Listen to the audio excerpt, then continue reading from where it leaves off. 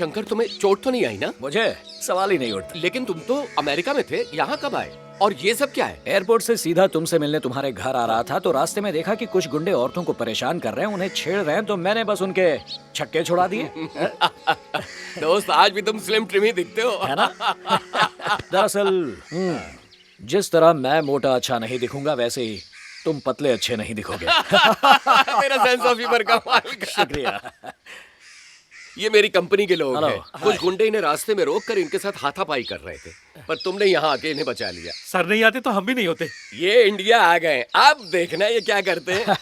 अरे हमारी खूबसूरत भाभी गंगा कहीं दिखाई नहीं दे रही। यही है भाई। Madam, hello. हेलो गंगा, कहाँ चली गई? यहीं तो थी। मेरी तो जान ही निकाल दी। क्या बात है, मैंने तो सोचा था कि शादी के बाद ये गंगा बिल्कुल सुधर जाएगी, लेकिन ये तो आज भी वैसी ही नटखट और चुलबुली है। इसी चुलबुलेपन पर ही तो मर मिटे थे।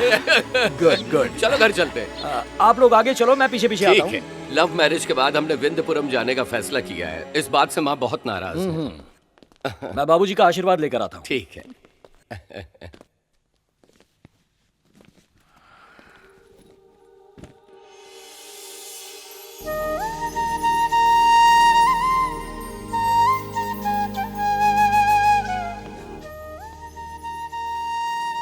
बाबूजी, आज अगर मैं एक कामयाब साइकियाट्रिस्ट हूँ तो उसके पीछे सिर्फ और सिर्फ आप ही का हाथ है। आपने इस अनाथ को अपने बेटे की तरह पाला। आपके एहसानों को मैं कभी नहीं भुला सकता। भले ही आज आप हमारे बीच इस दुनिया में नहीं है, पर हमारी यादों में हमेशा जिंदा रहेंगे।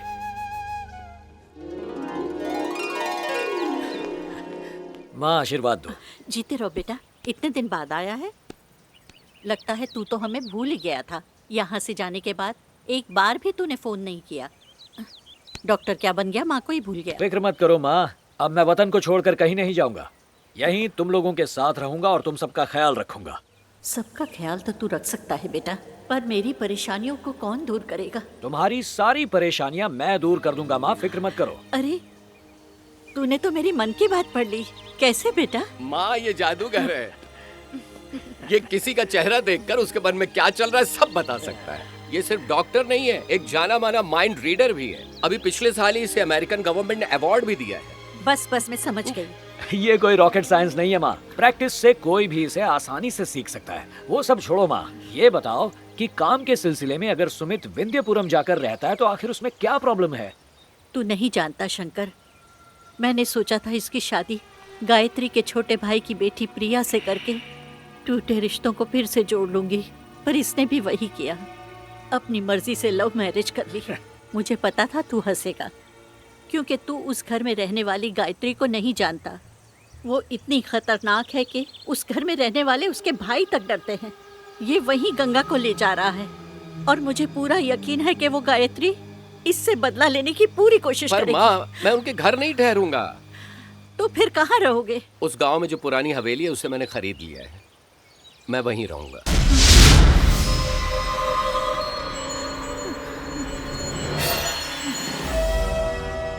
क्या हुआ माँ? बेटा, मैं बचपन से ही उस हवेली के बारे में बहुत कुछ सुनती आ रही हूँ। वहाँ जो भी जाता है जिंदा वापस नहीं आता। वो हवेली कई लोगों को निगल चुकी है। उस हवेली को खरीदने की क्या जरूरत थी? माँ, मेरे होते हुए तुम्हें सुमित और गंगा की फिक्र करने की कोई जरूरत नहीं। मैं आज ही विंध्यपुरम जाकर तुम्हारे रिश्तेदारों से मिलकर उनसे बात करके उन्हें सब कुछ समझा दूंगा। साथ ही उस हवेली के बारे में पूरी जानकारी भी निकाल लूंगा। उसके बाद तुम ही फैसला करना इन दोनों को वहाँ रहना चाहिए या नहीं। सुनिए सुनिए सुनिए सुनिए। किधर? कहाँ? अरे कहाँ आग लगी जिसकी गर्मी तुझे महसूस हो रही है? भगवान ने इतना बड़ा मुंह दिया है, धूप से बुझा दे। तो देखिए कितनी सारी लंबी लंबी चमकदार गाड़ियाँ आ रही हैं। हाँ, सच में लंबी और महंगी गाड़ियाँ हैं। काश हमारे पास भी एक होती। आइए अपना ही घर समझिए। बड़े भैया, इनसे मिलिए। दुल्हे के पिताजी 3 जन 300 गाड़ी लेकर आए। ऑटो में आ सकते थे। इतनी गाड़ियों की क्या जरूरत थी? इतनी महंगाई के जमाने में आप पानी की तरह पेट्रोल बहा रहे हैं। वैसे हम प्रिया के माँ बाप हैं, लेकिन हमारे घर के सारे फैसले मेरी बड़ी दीदी गायत्री करती है। मैं बस यूं गया और पूछ कर आया। आप बैठिए। प्रिया का रिश्ता सरस्वती के कहने पर मैंने उसके बेटे से तय कर दिया है। सालों पहले जिसे मैंने चाहा, सरस्वती ने उसी के साथ घर बसा लिया। उसने जो गलती की मैं वो दोहराना नहीं चाहती। ठीक है।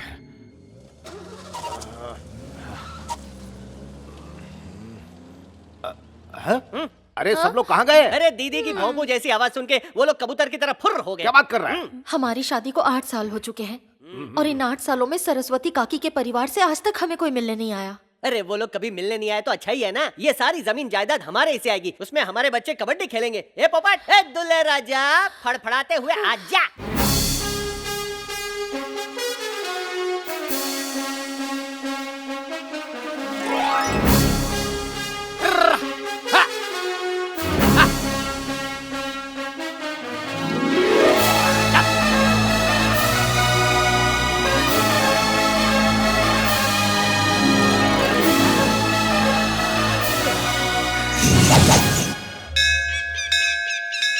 कछुए पर बैठकर तो नहीं आ रहा, रॉकेट की खोज हो चुकी है, रॉकेट पर बैठकर आना चाहिए ना। ये कौन है? बाबूजी का तबेला समझेगा जो बैलगाड़ी अंदर घुस रहा है। बैलगाड़ी लेके कौन आ रहा है? ए रोक रे, ए रुक, ए नीचे उतर, ए रुक रुक रुक, ए नीचे उतर, नीचे उतर, ए नीचे। स्टॉप। अरे यार कल के अंधे, वो तो सच में अंधा है। उसको यहाँ क्यों लेके आया? हाँ, नकली वीरप्पन की मूंछ वाले। नो।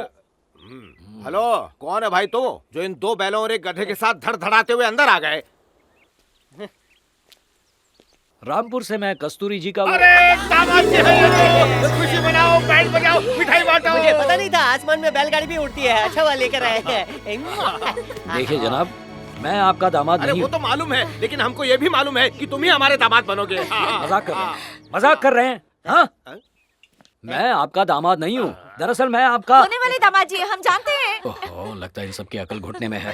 देखिए, मैं सुमित का दोस्त हूँ और मेरा नाम है शंकर। उस दिन आपको पूरी बात बताने से पहले ही फोन कट गया था।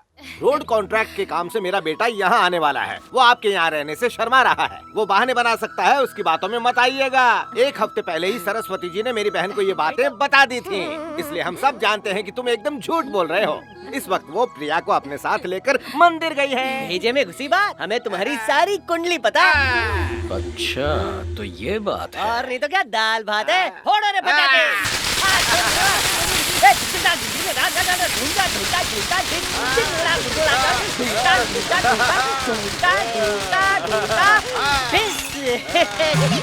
ये कहाँ ठिस हो गया?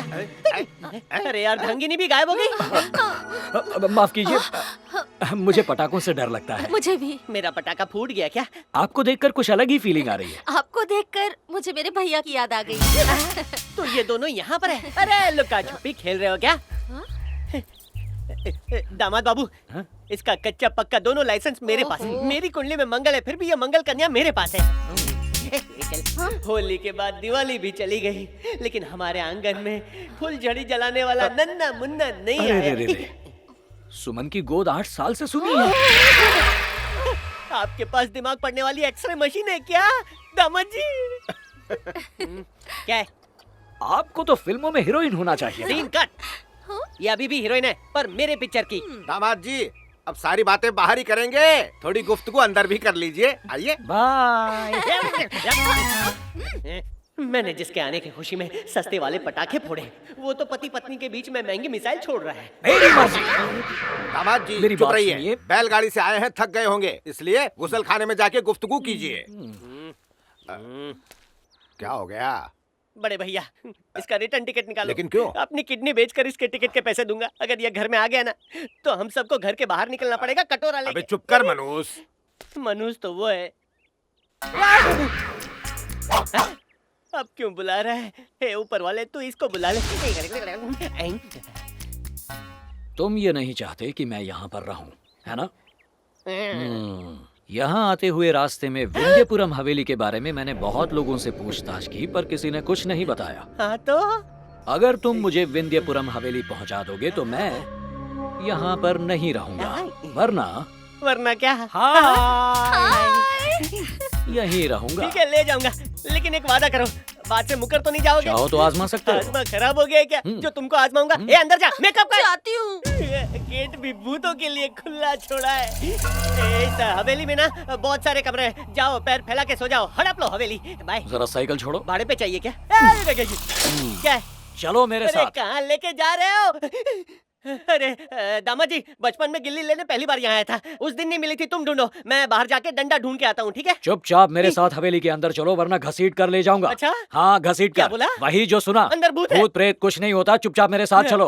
ऊपर वाले बचा ले, बचा ले। इस छोटे घर में कौन रहता है? दूध वाला रहता है। सुमन। बूढ़ा माली और उसकी पोती रहती है। वो लोग यहाँ रहते हैं और फिर भी तुम डर रहे हो। वो तो भूतों के रिश्तेदार है, मैं तो उनको जानता भी नहीं। और हम लोग जाएंगे, अरे चलो। क्या कर रहे हो, मेरी बीवी मेकअप करके मेरी राह देख रही होगी। ए, वो वहाँ पर क्या हो रहा है? चकाचक पेंटिंग हो रही है। ओ, तो यहाँ पर पेंटर्स भी रहते हैं। हाँ, पूरे 1 महीने से हवेली का थोबड़ा चेंज कर रहे हैं। एक आदमी 1 महीने से अकेला अंदर रह रहा है और हम दोनों को वहाँ अंदर जाने से डर लग रहा है। थू। वो अलग गांव का है, इस गांव का होता तो भूत उसे फाड़ डालता। ये बिल्ली की आवाज है या किसी चुड़ैल की आवाज है? मुकेश, हाँ, क्या तुम इस हवेली की दास्तान जानते हो? इस वक्त तो मैं खुद की दास्तान भी भूल चुका हूँ। बस इतना जानता हूँ कि ये हवेली 50 साल पुरानी और इधर एक चुड़ैल रहती है। एक बार डाकिया डाक देने आया था, उसने ठक ठक करके दरवाजा खटखटाया, चुड़ैल उसे निकल के डकार मार गई। मुझे भी डर के मारे गैस की डकार आ रही है। बहुत हुआ, चलो चलते हैं। हाँ, चलो चलो। अरे अंदर कहाँ जा रहे हो? कौन है? भैंस की टांग? नहीं, मत भैंस की चलो। मुंडी। मम्मी, वहाँ ऊपर क्या है मुकेश? ऊपर फुल फैमिली के साथ भूत रहते हैं। भूत रहते और हैं। ताऊ चाचा के साथ पिशाच रहते हैं। पिशाच रहते हैं। सिर्फ इतना ही नहीं, 30 फुट लंबा एक एनाकोंडा जैसा नाग भी है। कईयों को डस चुका है। पिछले साल चूने की पुताई करने रंगा आया था। लेकिन 4 बजे शाम ढलते ही वो चला जाता। लेकिन एक बार उसकी घड़ी बंद हो गई और वो रात 9-10 बजे तक काम करता रहा। बाहर जो अंधेरा था उसकी किस्मत में धीरे धीरे छाने लगा। उस काले नाग ने उसे ऐसा डसा कि सुबह उसकी लाश गेट के पास मिली, मुंह से झाग निकल रहा था। दामाद जी, दामाद जी, दामाद जी, दामाद जी, दामाद जी को चुड़ैल ले गई। अब मैं घर वालों को क्या जवाब दूंगा? जवाब तो तब दूंगा ना जब घर पहुंचूंगा। मुझे घर कौन ले जाएगा? दामाद जी, छुपा छुपी खेलना बंद करो।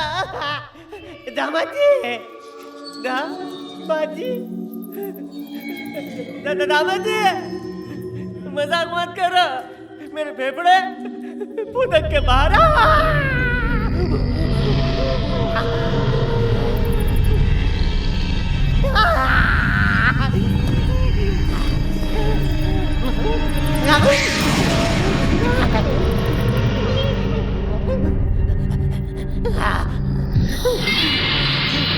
बोला था ये भूतिया हवेली है, फिर भी नहीं माने।